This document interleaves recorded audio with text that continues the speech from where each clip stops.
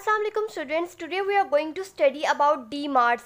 Now what are DMARDs? These are disease modifying anti-rheumatic drugs. ये drugs जो है ये रूमेटाइड आर्थराइटिस के लिए यूज़ होते हैं.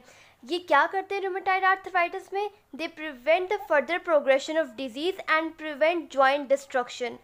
और इसके अलावा ये रिमिशन इंड्यूस करवाते हैं, but they are slow acting.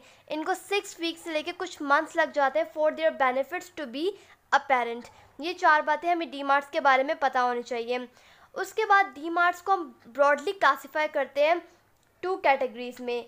एक हमारे पास होते हैं traditional DMARDs and second one are biological DMARDs. सबसे पहले हम पढ़ेंगे बायोलॉजिकल डीमार्ट्स के बारे में. तो बायोलॉजिकल डीमार्ट्स में हमारे पास सबसे ज़्यादा कॉमनली और as a first line agent use होती है ड्रग, दैट इज़ मीथोट्रेक्सेट. हम मीथोट्रेक्सेट को कैसे जानते हैं कि दिस इज़ एन एंटीफोलेट ड्रग. ये क्या करती है? डाईहाइड्रोफोलेट रिडक्टेज को इनहिबिट करती है, जिसकी वजह से डाईहाइड्रोफोलिक एसिड टेट्राहाइड्रोफोलिक एसिड में कन्वर्ट नहीं होता और सेल की प्रोलिफरेशन वगैरह इनहिबिट हो जाती है. इसलिए हम इसको as an anti cancerous drug भी यूज़ करते हैं. अब यहाँ पे हम इसका नया मैकेनिज़्म देखेंगे कि किस तरह रूमेटाइड आर्थराइटिस के पेशेंट को हेल्प कर रहा है. रूमेटाइड आर्थराइटिस के पेशेंट में एक्चुअली हमारे पास हो क्या रहा होता है? अगर इसकी डेफिनेशन हम देखें, this is chronic auto immune inflammatory condition. तो यानी कि यहाँ पे हमारे पास क्या हो रही है? इन्फ्लेमेशन हो रही है. और यहाँ पे हमारे पास क्या हो रही है? ऑटो इम्यूनिटी डेवलप हुई है. तो हमें ऐसे ड्रग्स यूज़ करने हैं जो इन्फ्लेमेशन को कंट्रोल करें और इम्यूनिटी को सप्रेस करें. तो मीथोट्रेक्सेट उसमें क्या करता है? Methotrexate as an anti inflammatory act करता है. अब ये कैसे एक्ट करता है, अभी हम ये पूरा मैकेनिज़्म आगे स्टडी करेंगे. अच्छा, नॉर्मली हमारे पास क्या होता है? Okay, we were studying about the mechanism of methotrexate. Methotrexate क्या करता है? As an anti inflammatory effect इसका कैसे होता है? ये एक एंजाइम को इनहिबिट कर देता है. किस एंजाइम को इनहिबिट कर देता है? उसका नाम होता है आईकार ट्रांसफॉर्माइलेज. ये इस एंजाइम की इनहिबिशन कर देता है, जिसकी वजह से आईकार की फर्दर ट्रांसफॉर्माइलेशन नहीं होती. एज अ रिजल्ट हमारे पास जो आईकार एंजाइम है ये इंक्रीज़ हो जाता है. अब जब ये एंजाइम इंक्रीज़ हो जाता है, ये हमारे पास 2 काम करता है. ये अगेन 2 एंजाइम को इनहिबिट करते हैं. कौन से 2 एंजाइम्स को इनहिबिट करते हैं? ये एएमपी डीअमाइनेज एंजाइम को इनहिबिट करते हैं और इसके अलावा एडिनोसिन डीअमाइनेज एंजाइम को इनहिबिट करते हैं. अब जब इन दोनों एंजाइम को ये इनहिबिट कर देगा तो एएमपी और एडिनोसिन की डीअमाइनेशन क्या हो गई है? इनहिबिटेड हो गई है. एज अ रिजल्ट हमारे पास एएमपी के लेवल्स भी इंक्रीज़ हो जाएंगे एंड एडिनोसिन के लेवल भी हमारे पास इंक्रीज़ हो जाएंगे. अब यहाँ बहुत इम्पॉर्टेंट बात है कि दिस एडिनोसिन ये एक्ट करता है as a potent inhibitor of inflammation. तो इस तरह से मीथोट्रेक्सेट का एंटी इन्फ्लेमेटरी इफेक्ट जो है वो जनरेट होता है. फिर उसके बाद हमने क्या पढ़ा था कि एज एंटी कैंसरस ड्रग ये यूज़ होता है, लेकिन रूमेटाइड आर्थराइटिस में इसकी डोज जो है वो उतनी नहीं होती जितनी एंटी कैंसरस ड्रग के तौर पे होती है. यहाँ पे इसकी डोज क्या हो जाती है? 7.5 मिलीग्राम पर वीक. और अच्छा, इसके अलावा क्या करता है? ये ट्यूमर नेक्रोसिस फैक्टर अल्फा की सिक्रीशन को भी डिक्रीज़ कर देता है. इसके अलावा इंटरल्यूकिन 10 जो साइटोकाइन है उसकी सिक्रीशन को इंक्रीज़ कर देता है. और इंटरल्यूकिन 10 जो साइटोकाइन है ये इनहिबिटरी साइटोकाइन होता है. तो this is an beneficial effect. ये क्या होता है? Inhibitory cytokine.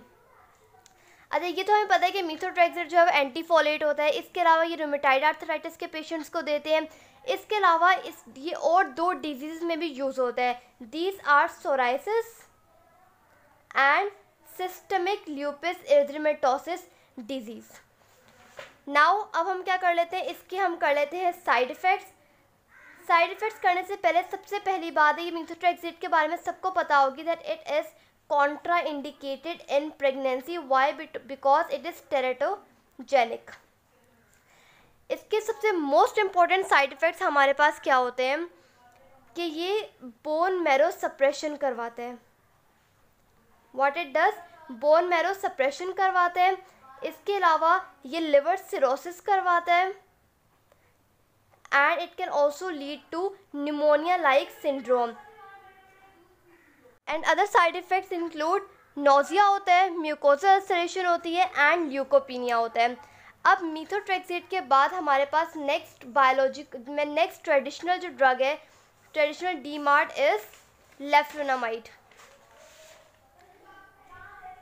Now we are going to study about leflunomide, which is another traditional DMARD. इसका मैकेनिज्म ऑफ एक्शन क्या होता है? इसका भी मैकेनिज्म बहुत सिंपल है. सबसे पहले लेफ्लुनोमाइड जो बॉडी में जाता है, then it is converted into its activated form. Now what it is activated form? A771726. This is the activated form of leflunomide. ये एक्टिवेटेड फॉर्म क्या करती है? जाके एक एंजाइम को इनहिबिट करती है. That enzyme is dihydroorotate dehydrogenase. जब इस एंजाइम को इनहिबिट करती है, देन व्हाट हैपन्स?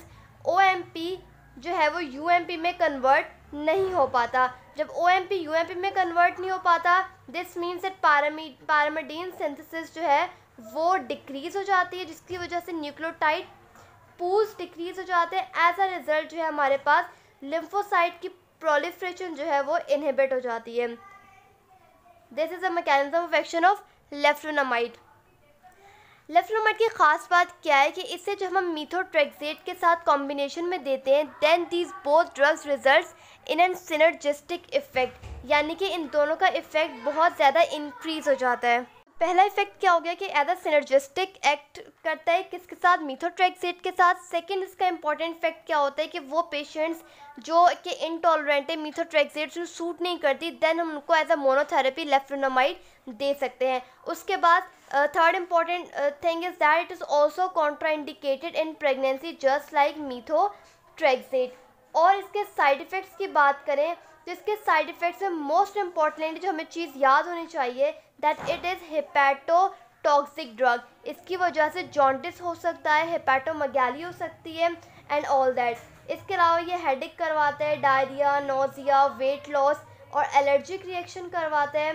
इसके अलावा एलोपेशिया करवाता है. It can also leads to hypokalaemia and skin rashes as well as flu like syndrome.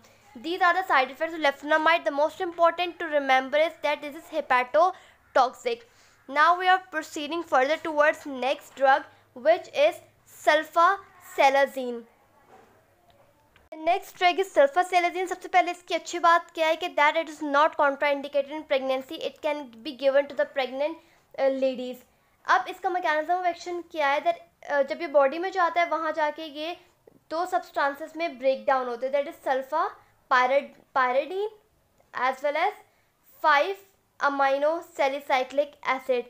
Now this 5-aminosalicylic acid plays the actual role and it decreases the inflammation. So hence it acts as an anti-inflammatory drug. इसके अलावा सल्फासेलेजिन की और भी बहुत सारी properties हैं. That it is antifolate. ये भी एज ए एंटीफोलेट एजेंट काम करती है. ये टी सेल के रिस्पॉन्स को डिक्रीज़ करती है, as well as B cell की प्रोलिफरेशन को भी डिक्रीज़ करती है. और साथ साथ जो मैक्रोफेज जो डिफरेंट साइटोकाइंस रिलीज होते हैं, these are interleukin 1, tumour necrosis factor, इन सबको भी इनकी एक्सप्रेशन को क्या करती है? सल्फासेलेजिन सप्रेस करते हैं. अब ये हम इसके भी फर्दर यूज़ हैं. एक तो हमने पढ़ा है कि रूमेटाइड आर्थराइटिस में यूज़ होता है. इसके अलावा इसके दो और important which you have to remember कि ये हमारे पास जुवेनाइल क्रॉनिक आर्थराइटिस में भी देते हैं. और इसके अलावा it can also be given to patients of ankylosing spondylitis. इसके ये दो यूज हैं. Now what are the side effects of sulfasalazine? The most important side effects are कि ये हमारे पास करवाता है haemolytic anaemia. It can also leads to methemoglobinemia, as well as it also causes infertility in men, but this infertility is reversible. Once you stop using this drug, the infertility reverses. Now we have the last traditional DMARD which is given in Lippincott is hydroxychloroquine. Now this hydroxychloroquine, it can also be used in pregnant ladies because it is not contraindicated. ये क्या करता है, it inhibits cytokine expression. ये different cytokines ही होते हैं जो rheumatoid arthritis की pathophysiology में बहुत इंपॉर्टेंट रोल प्ले करते हैं। तो ये उन साइटोकाइंस के एक्सप्रेशंस को डिक्रीज कर देता है। इसके अलावा ये डीएनए और आरएनए सिंथेसिस को भी डिक्रीज कर देता है, और जो सारे फ्री रेडिकल्स होते हैं उन्हें ये ट्रैप कर लेता है, और ये टी सेल्स के फंक्शन को सप्रेस कर देता है, as well as decrease leucocytes. और इसके अलावा जो हमारे पास टोल लाइक रिसेप्टर्स होते हैं ये इनको भी इनहिबिट कर देते हैं। What are the side effects of hydroxychloroquine? Most important side effect that is ocular toxicity.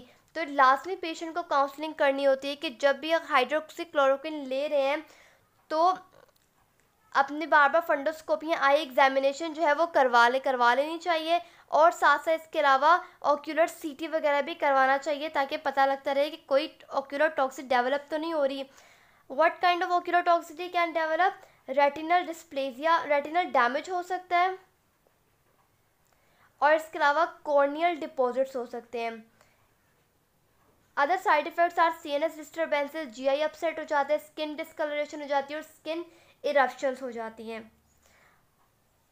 इसके बाद जो लास्ट हमारे पास ट्रेडिशनल डिमांड में ड्रग रह जाती है दैट इज़ ग्लूकोकॉर्टिकॉइड्स। ग्लूकोकॉर्टिकॉइड्स को हमने बहुत मरतबा बहुत से मॉड्यूल्स वगैरह में हम इसे डिस्कस कर चुके हैं।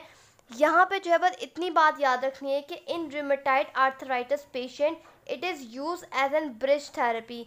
Now what is bridge therapy? Bridge therapy है कि जब पेशेंट आते हैं रूमेटॉइड आर्थराइटिस के, सबसे पहले क्या होता है उन्हें एनासिड्स वगैरह दे दिए जाते हैं, और फिर उसके बाद ग्लूकोकॉर्टिकॉइड स्टार्ट कर दिए जाते हैं। क्योंकि मैंने स्टार्टिंग में बताया था कि जो डीमार्ट्स होते हैं they are very slow to act, तो जब तक उनका इफेक्ट्स जो है वो प्रोमिनेंट होने लगते हैं उससे पहले जो है वो ग्लूकोकॉर्टिकॉइड देते हैं ताकि पेशेंट की कंडीशन जो है वो स्टेबल रहे। तो it acts as a bridge therapy. ये बात आपको पता होनी चाहिए थी।